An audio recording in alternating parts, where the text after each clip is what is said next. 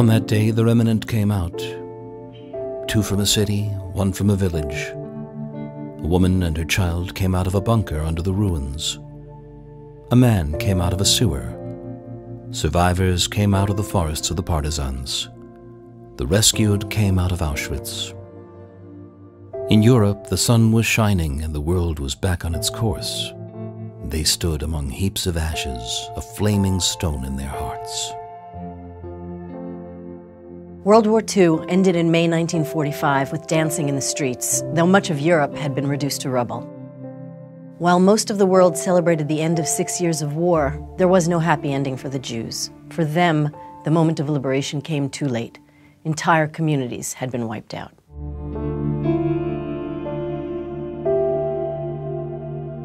We are free now, but we don't know how to begin our free but unfortunate lives.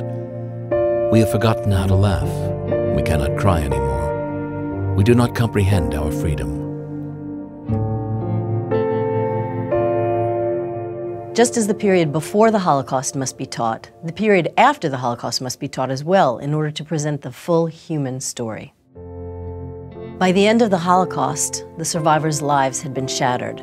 Some would never manage to rehabilitate themselves. We will focus here on the majority, those who mustered all their strength and somehow managed to return to life. Many of them were alone in the world and started with nothing, yet somehow they made their way back from the edge of the abyss. Their fight and their resilience is an extraordinary story, since it is far from obvious that people who had been through the trauma of the Holocaust would have the strength to return to life. The International School for Holocaust Studies at Yad Vashem used a number of study units, both in print and online. They contain pictures, posters, testimonies by survivors, and background materials, some of which we will discuss here.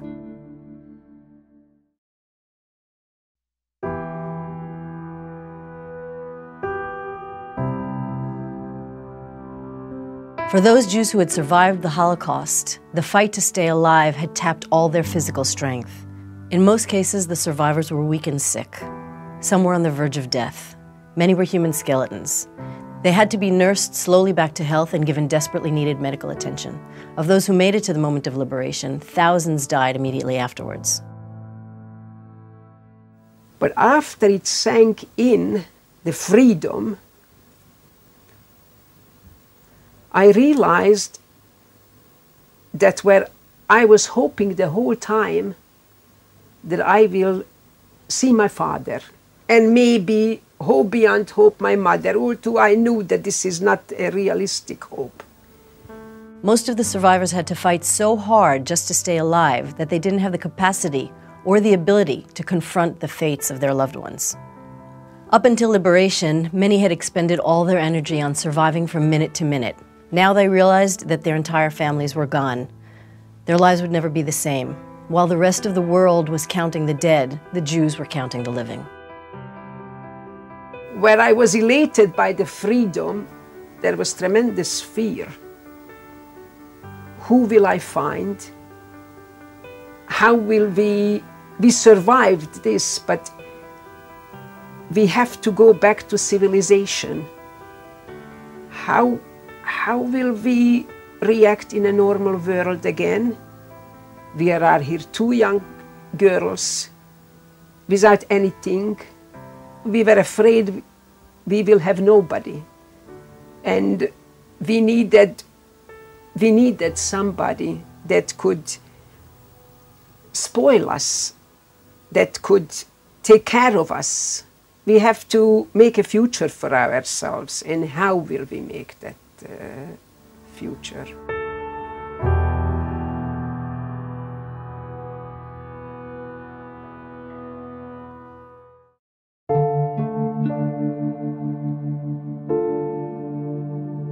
The journey through chaotic post-war Europe was very difficult. The trains weren't running, infrastructure had been damaged, refugees were jamming the roads. Some refugees journeyed hundreds of miles for weeks and weeks just to get home. One question we can ask is, what is home?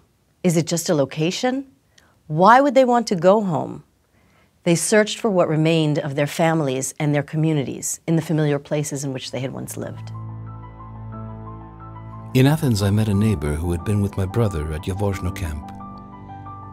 Right away, I asked him about my brother, and he made circles in the air with his finger, meaning my brother had been taken to the crematorium in Auschwitz. I almost passed out. I didn't know what to do with myself. I had thought that he was the only one who could have remained alive. He was strong. His name was Avraham, and from that day, no one came back. They searched for what remained of their families and communities in those familiar places in which they had once lived.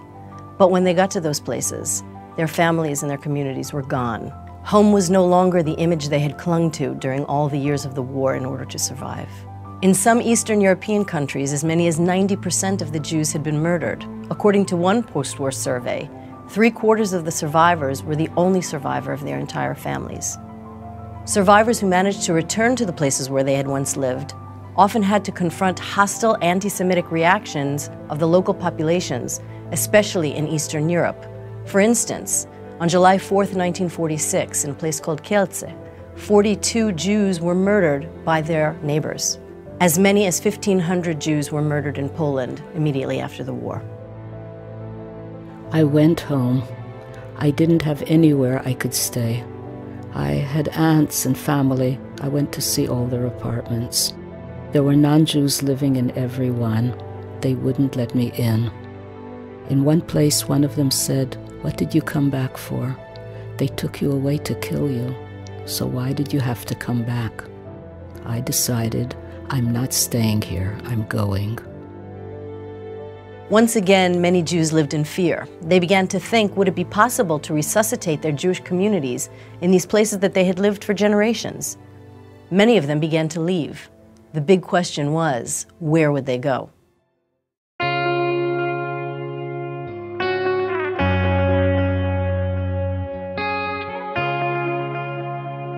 Many of the Jewish refugees saw Europe as the graveyard of the Jewish people. Wherever they went, they were reminded of the life that had been there before.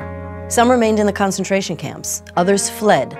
Some tried to get to mandatory Palestine, but the doors were closed by British restrictions. The United States as well had difficult immigration policies. Thousands in the end managed to get to South Africa, Australia, and South America. However, because of the excessive red tape, the increasing anti-Semitism, the difficult voyages, there was no other option for many of these people but to congregate in camps that were set up by the Allies after the war. These camps were called displaced persons camps. Conditions in the DP camps, especially at the beginning, were very difficult.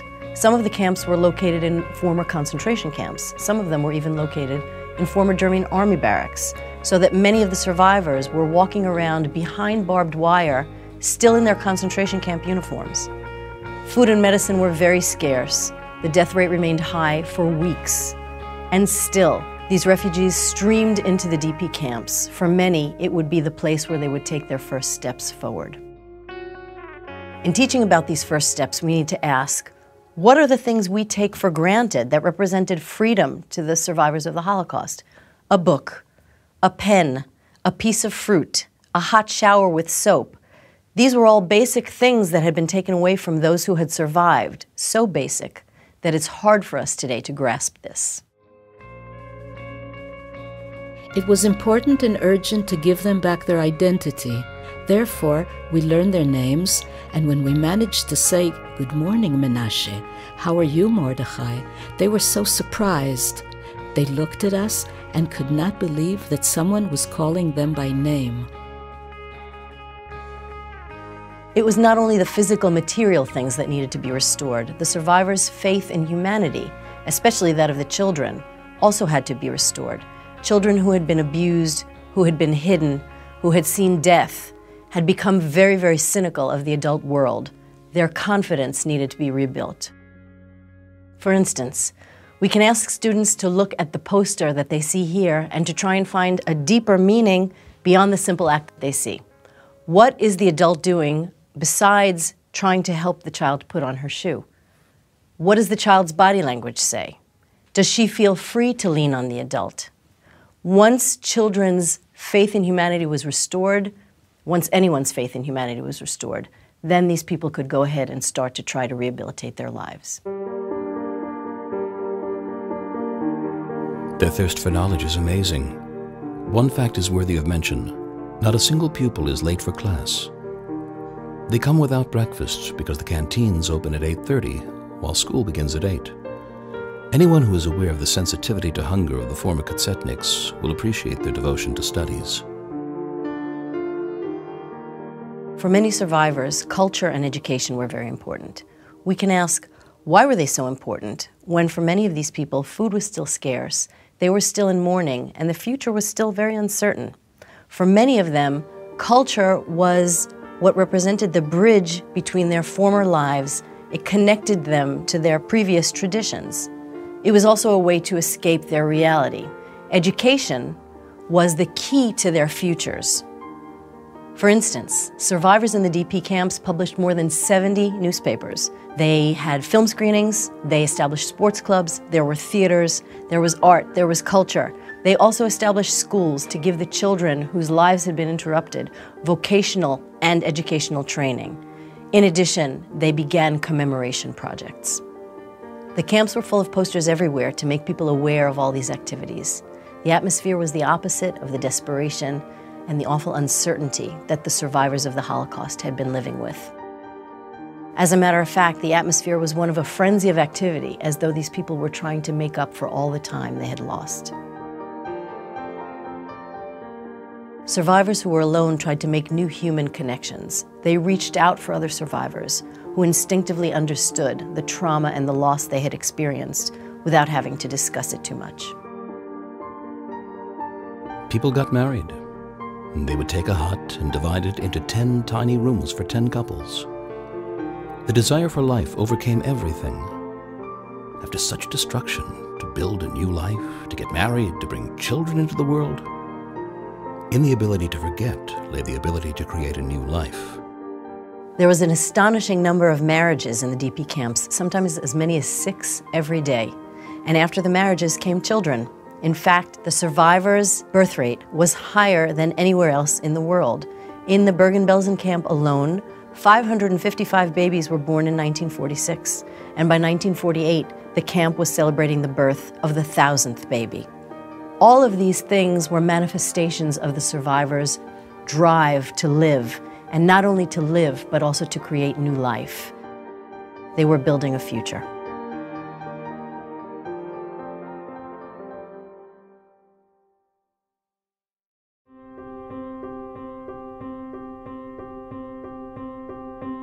After spending needed time in the DP camps, where the survivors could recuperate, reestablish their connections, and regain their footing, they moved on to places where they could put down roots and settle permanently.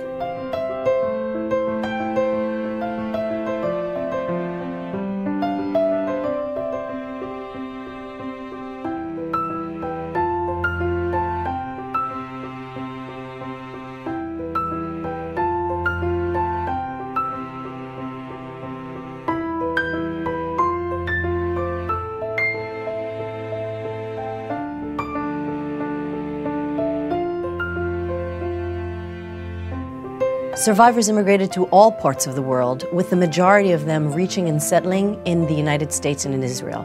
Wherever they went, they contributed to the societies in which they settled. For Jewish survivors, the end of the war was merely the beginning of a difficult journey. They needed to adapt to living with the scars of loss and the memories that they would continue to carry with them. Though some survivors never recovered from the trauma of the Holocaust, most of them managed to build a new life.